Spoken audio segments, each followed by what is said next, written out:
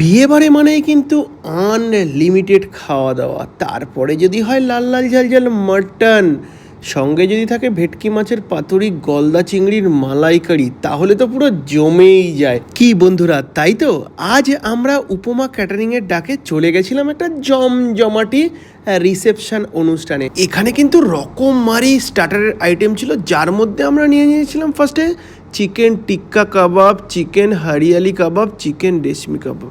এক কথায় যদি বলি অসাধারণ ছিল এই কাবাবগুলো।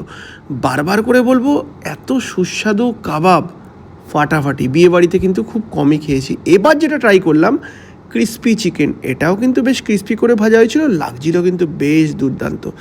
এবার নিয়ে নিলাম ভেজ নাগেটস, বিভিন্ন টাইপের ভেজিস দিয়ে করা হয়েছিল, ফাটাফাটি কিন্তু বানিয়েছিল। এবার দেখো নিয়ে নিলাম কিন্তু ফিশ বল, যার মধ্যে কিন্তু চিংড়ি মাছের কুচিও আমি দেখতে পাচ্ছি, বেশ এটা ভালো ছিল।